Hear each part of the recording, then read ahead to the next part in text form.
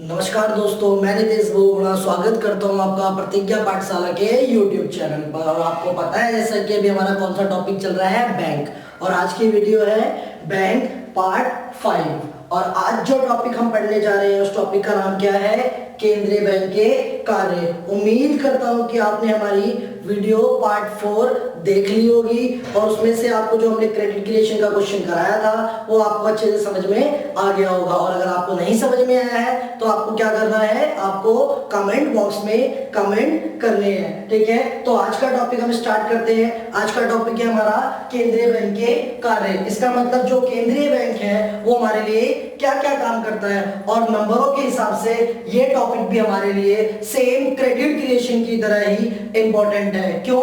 क्योंकि या तो क्रेडिट क्रिएशन से क्वेश्चन आता है या फिर वो केंद्रीय बैंक के कार्य पूछता है। तो चलो हम स्टार्ट करते हैं अपना आज का टॉपिक, केंद्रीय बैंक के कार्य। जैसा कि आपको दिख रहा है कि आपके सामने यहाँ पे ग्राफ ड्रॉ किया गया है। इसमें क्या शो होता है कि केंद्रीय बैंक के 1, 2, 3, 4, 5, 6 और 7, ये 7 कार्य होते हैं। लेकिन ये सातों में से सबसे ज्यादा इंपॉर्टेंट जो एग्जाम में आने वाले हैं ये सेकंड, थर्ड और आपका ये फोर्थ है। इन तीनों में से एक क्वेश्चन एग्जाम में मोस्ट ऑफ टाइम रिपीट करता है। फिर भी आज हम क्या करेंगे, हम इन सातों पॉइंटों पर डिस्कस करने वाले हैं। चलो देखते हैं, स्टार्ट करते हैं। पहला कार्य, केंद्रीय बैंक हमारे लिए सबसे इंपॉर्टेंट काम कौन सा करता है? सबसे इंपॉर्टेंट काम मुद्रा जारी करना। मुद्रा जारी करना का मतलब जैसे कि हमने बताया था, आपने पार्ट फर्स्ट में भी देखा था, क्या देखा था कि हमारा जो आरबीआई है, जो केंद्रीय बैंक है, वो क्या करता है, अर्थव्यवस्था में मुद्रा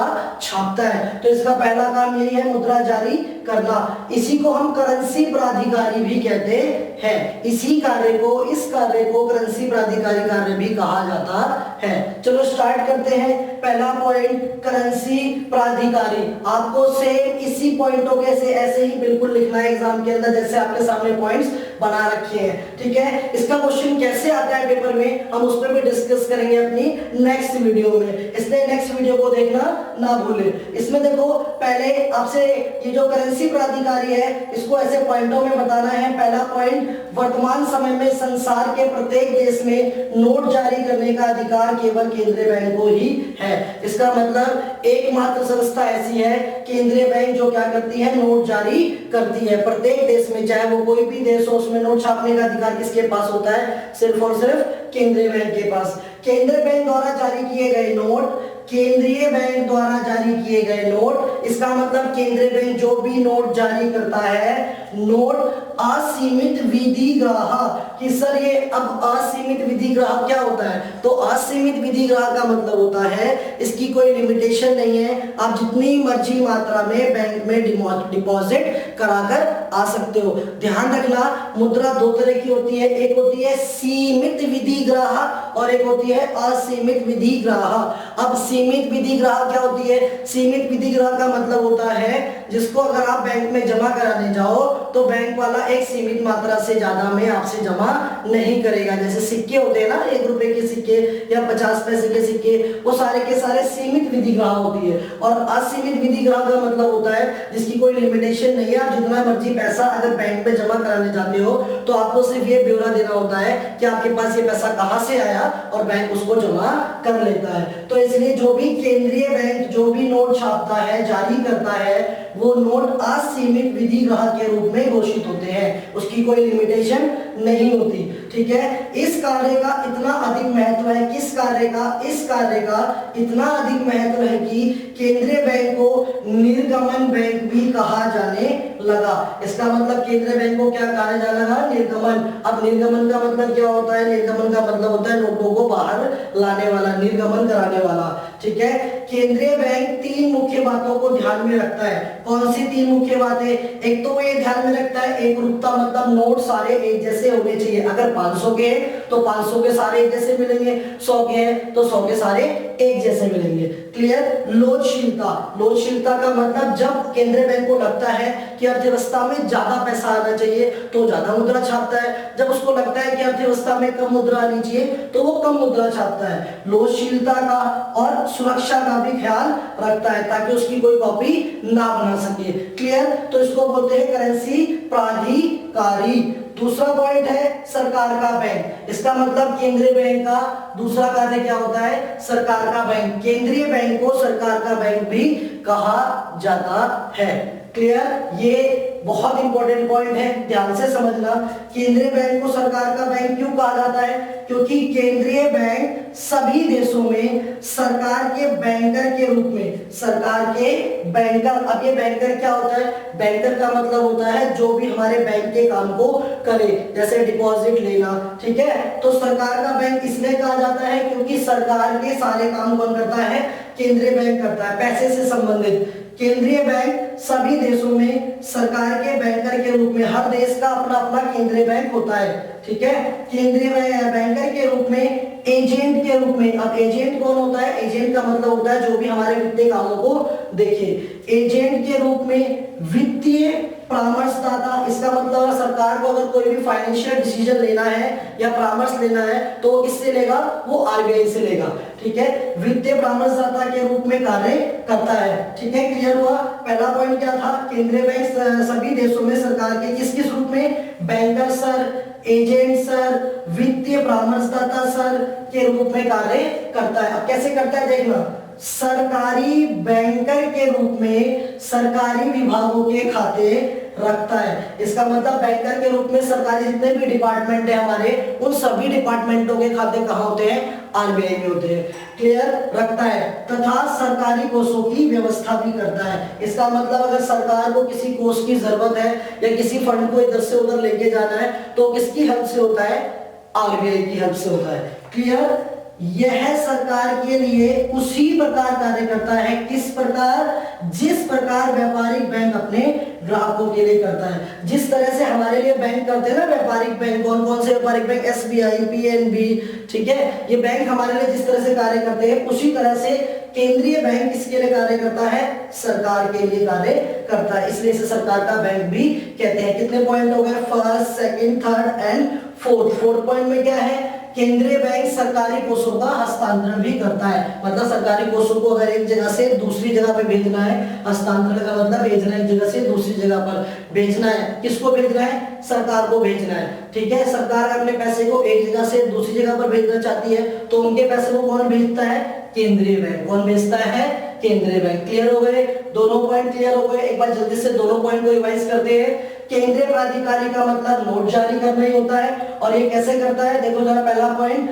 वर्तमान समय में संसार के प्रत्येक देश में नोट जारी करने का एकाधिकार केवल किसके पास होता है, केंद्रीय बैंक के पास होता है। सर आगे देखो, केंद्रीय बैंक द्वारा जारी किए गए नोट, जो भी केंद्रीय बैंक नोट छापता है वो कैसे होते हैं, असीमित विधि ग्राहक के रूप में होते हैं। अब असीमित विधि ग्राहक का मतलब क्या होता है, असीमित विधि ग्राहक का मतलब होता है क्या, कि जिसकी कोई लिमिटेशन नहीं है, जितनी मर्जी मात्रा में उसको बैंकों में डिपॉजिट कराया जा सकता है। क्लियर, हाँ क्लियर। इस कार्य का इतना अधिक महत्व है कि केंद्रीय बैंक को क्या कहते हैं, निर्गमन बैंक भी कहा जाने लगा। आगे केंद्रीय बैंक की तीन मुख्य बातें। केंद्रीय बैंक इन नोट जारी करने से पहले तीन बातों का ध्यान रखता है। कौन सी तीन बातें थी, दोबारा से, एक रूपता, नोट सारे एक जैसे होने चाहिए। नोटशीलता मतलब जब वो बढ़ाना चाहे तो बढ़ा सकता है नोटों की मात्रा को, ठीक है। और सुरक्षा, ताकि उसकी डुप्लीकेट कॉपी ना बने। क्लियर, सरकार का बैंक मतलब केंद्रीय बैंक सरकार के लिए वित्तीय परामर्शदाता, एजेंट के रूप में इस तरह से कार्य करता है। क्लियर हो गया,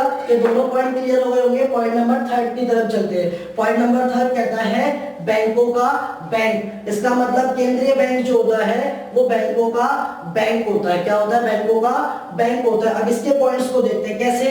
केंद्रीय बैंक अन्य बैंकों के लिए, केंद्रीय बैंक किसके लिए, अन्य बैंकों के लिए। मैंने बताया था आपको, अगर ध्यान हो तो यहाँ पे व्यापारिक बैंक था, यहाँ पे आरबीआई था, और यहाँ पे कौन था, जनता थी, ठीक है। तो जिस तरह से, क्या पॉइंट है, जिस तरह से इन दोनों का था उसी तरह से इन दोनों का होता है।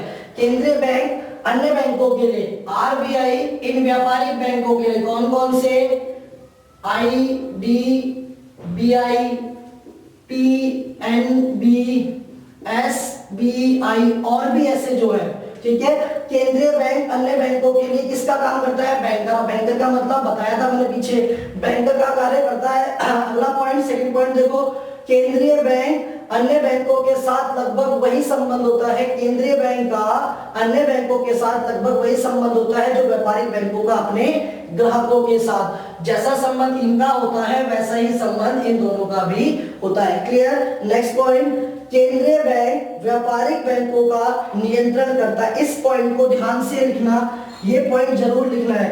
केंद्रीय बैंक व्यापारिक बैंकों पर नियंत्रण करता है। नियंत्रण का मतलब उनकी मात्रा को बढ़ा भी सकता है और कम भी कर सकता है। संगठन करता है, उनको मिला के रखता है। नियमन करता है कि कैसे कैसे काम करने हैं, क्या क्या नियम बनेंगे।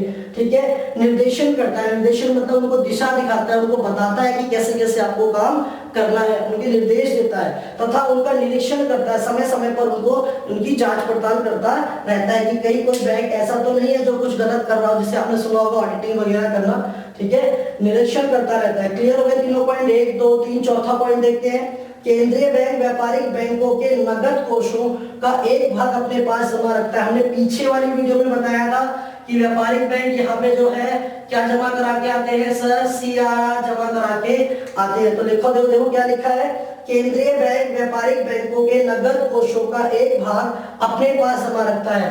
केंद्रीय बैंक व्यापारिक बैंकों के कोषों का एक भाग अपने पास क्या रखता है, जमा रखता है, इसीलिए इसको बैंकों का बैंक कहा जाता है। आगे देखो, केंद्रीय बैंक निरंतर ही व्यापारिक बैंकों की प्रतिभूतियों या स्वीकृति की जांच करता रहता है। केंद्रीय बैंक निरंतर ही व्यापारिक बैंकों की प्रतिभूति का मतलब एसेट्स, मतलब उसके पास कितनी प्रॉपर्टी है, कितना पैसा है, क्या चीज है, या स्वीकृति मतलब वो किस किस को लोन दे रहा है, इन सभी चीजों की जांच करता रहता है। इसका मतलब व्यापारिक बैंक पे केंद्रीय बैंक की पूरी नजर होती है कि व्यापारिक बैंक क्या कर रहा है। इसीलिए केंद्रीय बैंक को व्यापारिक बैंक का क्या कहते हैं, बैंकों का बैंक कहते हैं। इसीलिए हम आरबीआई को बोलते हैं कि वो क्या है, बैंकों का बैंक। मे भी आपको ये तीनों पॉइंट क्लियर हो गए होंगे। अब हम चलते हैं अपने नेक्स्ट पॉइंट नंबर 4 की तरफ। कौन सा पॉइंट, पॉइंट नंबर 4 क्या है, अंतिम ऋणदाता। इसका मतलब क्या हुआ, इसका मतलब हुआ कि अगर व्यापारिक बैंकों को कहीं से भी उधार नहीं मिलता तो फाइनली उसे उधार कौन देता है, आरबीआई देता है। इसलिए इसे अंतिम ऋणदाता कहा जाता है। अब लिखना कैसे है, देखो जरा पॉइंटों में। देश के अन्य व्यापारिक बैंकों के लिए, सर ये व्यापारिक बैंक क्या होते हैं, तो मैंने वो फर्स्ट पार्ट में भी बताया था और सेकंड पार्ट में भी बताया था।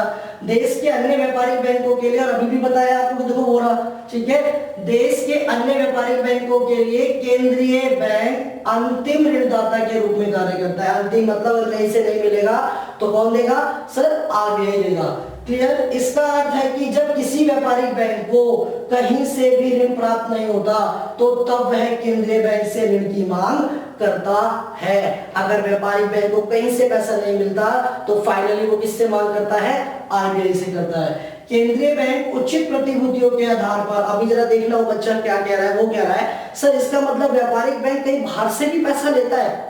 आपने बोला ना कि इसका अर्थ है कि जब किसी व्यापारिक बैंक को कहीं से भी मतलब क्या व्यापारिक बैंक बाहर से भी उधार लेते हैं, तो हाँ व्यापारिक बैंक बाहर से भी उधार लेते हैं। अगर उन्हें बाहर से कहीं से नहीं मिलता तो वो क्या करते हैं, तब आरबीआई से मांग करते हैं। ठीक है, क्लियर, हाँ सर क्लियर, ठीक है। तो वह केंद्रीय बैंक से ऋण की मांग करता है। नेक्स्ट पॉइंट देखो, केंद्रीय बैंक उचित प्रतिभूतियों के आधार पर, उचित प्रतिभूति का मतलब कि व्यापारिक बैंक के पास, अब क्या केंद्रीय बैंक व्यापारिक बैंक को ऐसी पैसा दे देगा, नहीं ना कुछ तो गारंटी लेगा। तो वही है, देखो केंद्रीय बैंक उचित प्रतिभूति, इसका मतलब कि व्यापारिक बैंक के पास कितनी एसेट्स है, कितनी प्रतिभूतियां हैं। प्रतिभूतियों का मतलब क्या हो गया कि उसके पास कितनी प्रॉपर्टी है, कितना सामान रखा हुआ है उसने अपने पास। ठीक है, उचित प्रतिभूतियों के आधार पर व्यापारिक बैंक को ऋण प्रदान करता है, ऐसे नहीं देता, प्रतिभूतियां देखता है पहले उसकी। फिर नेक्स्ट पॉइंट देखो, यह ना केवल संकट के समय, मतलब जब व्यापारिक बैंक पे संकट आए केवल तभी उसको उधार नहीं देता, बल्कि अगर कोई बैंक दिवालिया हो जाए तो दिवालिया होने की स्थिति में भी क्या होता है, आरबीआई उसके लिए गारंटी कर्ता के रूप में सदा खड़ा रहता है। यह ना केवल संकट के समय बल्कि दिवालियेपन की रक्षा की गारंटी कर्ता के रूप में सदा खड़ा रहता है। क्लियर। चलो एक बार फटाक से रिवीजन कर लेते हैं। हमने देखो इसकी रिवीजन कर ली थी, इसकी रिवीजन कर ली थी, बैंकों के बैंक की रिवीजन हो गई थी। फिर भी एक बार देख लेते हैं। केंद्रीय बैंक अन्य बैंकों के लिए बैंकर का कार्य करता है, अन्य बैंकों के लिए बैंकर का कार्य करता है। केंद्रीय बैंक का अन्य बैंकों के साथ लगभग वही संबंध होता है। कौन सा संबंध होता है? जो व्यापारिक बैंकों का अपने ग्राहकों के साथ होता है। और केंद्रीय बैंक, इस लाइन को जरूर लिखना है पेपर में, क्या केंद्रीय बैंक व्यापारिक बैंकों पर क्या क्या करता है सर? नियंत्रण लगाता है, नियमन करता है, निर्देशन करता है और निरीक्षण करता है। ये सारे काम करता है। मैंने इनकी मीनिंग आपको पहले समझा दी है, ठीक है। केंद्रीय बैंक व्यापारिक बैंकों के नगद कोषों का एक भाग अपने पास रखता है ताकि जब उनकी ग्राहकों की मांग हो तो उनको दे सके। अंतिम ऋणदाता का मतलब क्या हो गया कि अगर कहीं से भी सर व्यापारिक बैंक को पैसा नहीं मिल रहा तो फाइनली कौन देता है? आरबीआई। क्लियर। तो हमने आज कितने पॉइंट्स पढ़े? कितने पॉइंट पढ़े? 4। केंद्रीय बैंक के 4 कार्य पढ़ लिए हमने। कौन कौन से? मुद्रा जारी करना, सरकार का बैंक, बैंकों का बैंक एंड अंतिम ऋणदाता। अब कितने रह गए हमारे पास? 3 रह गए। कौन कौन से? विदेशी मुद्रा कोष का संरक्षक और साख मुद्रा पर नियंत्रण और समाशोधन गृह का कार्य। इतना इंपॉर्टेंट नहीं है, लेकिन फिर भी हम इस पे नेक्स्ट वीडियो पे डिस्कस करेंगे। और एक काम हम नेक्स्ट वीडियो में करने वाले हैं। क्या करने वाले हैं? हम नेक्स्ट वीडियो में देखने वाले हैं क्वेश्चन का एक पैटर्न। मैं क्वेश्चन पैटर्न लेके आऊंगा, क्वेश्चन लिखूंगा उसमें कि एग्जाम के अंदर कैसे क्वेश्चन आएगा इसमें से। क्लियर। मे भी आपको सारे कॉन्सेप्ट समझ में आ गए होंगे। और अगर नहीं आए तो क्या करना है? एज यूजुअल हर बार की तरह क्या करना है? अगर जो पॉइंट नहीं समझ में आया उसके लिए कमेंट बॉक्स में कमेंट करना है। क्लियर हुआ? चलो बाय।